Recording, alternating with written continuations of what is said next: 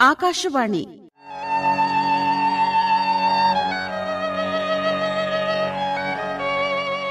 ತೊಂಬತ್ತರ ಸಂಭ್ರಮದ ವಿಶೇಷ ಕಾರ್ಯಕ್ರಮ ಆಕಾಶವಾಣಿಯ ಅಂತರಾಳ. ಕೃತಿ ಹಾಗೂ ಓದು ನೂತನ ಎಸ್ ಕದಂ. ನಿರ್ಮಾಣ ನಂದನ್ ಕುಮಾರ್ LO.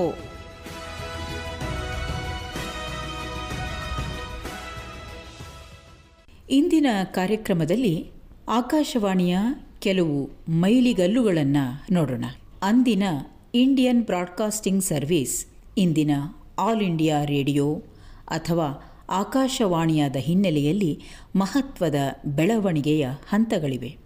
1921 ಆಗಸ್ಟ್ 20ರಂದು ಮುಂಬೈನ ಅಂದಿನ ಬಾಂಬೆ ಟೈಮ್ಸ್ ಆಫ್ ಇಂಡಿಯಾ ಪತ್ರಿಕೆಯು ತನ್ನ ಕಟ್ಟಡದ ಮೇಲ್ಛಾವಣಿಯಿಂದ ಅಂಚೆ ತಂತಿ ಇಲಾಖೆಯ ಸಹಯೋಗದೊಂದಿಗೆ ಮೊದಲ ಪ್ರಸಾರವನ್ನು ಆರಂಭಿಸಿತು.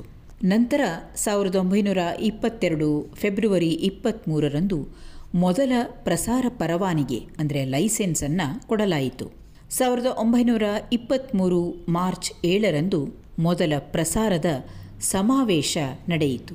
1923 ನವೆಂಬರ್ನಲ್ಲಿ ಕೋಲ್ಕತ್ತಾದ ರೇಡಿಯೋ ಕ್ಲಬ್ ಆರಂಭವಾಯಿತು. 1924 ಮೇ 16ರಂದು ಮದ್ರಾಸಿನ ರೇಡಿಯೋ ಕ್ಲಬ್ ಆರಂಭವಾಯಿತು.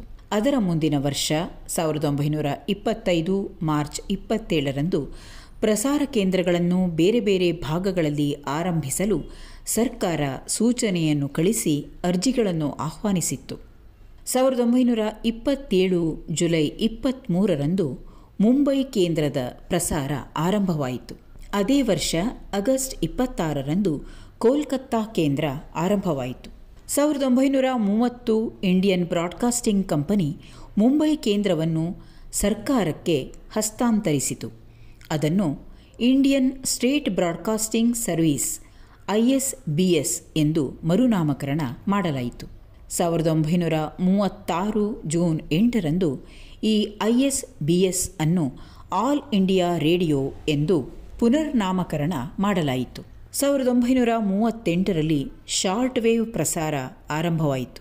1939ರಲ್ಲಿ ಹೊರದೇಶಗಳ ಪ್ರಸಾರ ಸೇವೆ ESD ಎಕ್ಸ್ಟರ್ನಲ್ ಸರ್ವೀಸಸ್ ಡಿವಿಷನ್ ಇದರ ಉದ್ಘಾಟನೆಯಾಯಿತು. 1957 ಅಕ್ಟೋಬರ್ 2ರಂದು ವಿವಿಧ ಭಾರತಿ ಪ್ರಸಾರ ಸೇವೆ ಆರಂಭವಾಯಿತು. 1969ರಿಂದ ವಿವಿಧ ಭಾರತಿಯಲ್ಲಿ ಜಾಹೀರಾತುಗಳ ಪ್ರಸಾರ ಆರಂಭವಾಯಿತು. 1977 ಜುಲೈ 23ರಂದು ಮೊದಲ FM ಪ್ರಸಾರ ಆರಂಭವಾಯಿತು. 1988ರಲ್ಲಿ ಉಪಗ್ರಹದ ಮೂಲಕ ರಾಷ್ಟ್ರೀಯ ವಾಹಿನಿಯೊಂದರ ಪ್ರಸಾರ ಆರಂಭವಾಯಿತು.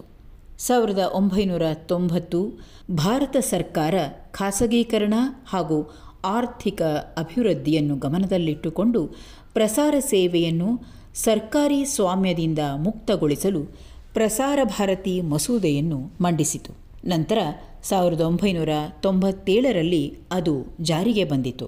1995 ಫೆಬ್ರವರಿಯಲ್ಲಿ ಸರ್ವೋಚ್ಚ ನ್ಯಾಯಾಲಯವು ಪ್ರಸಾರ ಅಲೆಗಳು ಸಾರ್ವಜನಿಕ ಆಸ್ತಿ ಎಂಬ ಮಹತ್ತರವಾದ ತೀರ್ಪನ್ನು ನೀಡಿತು.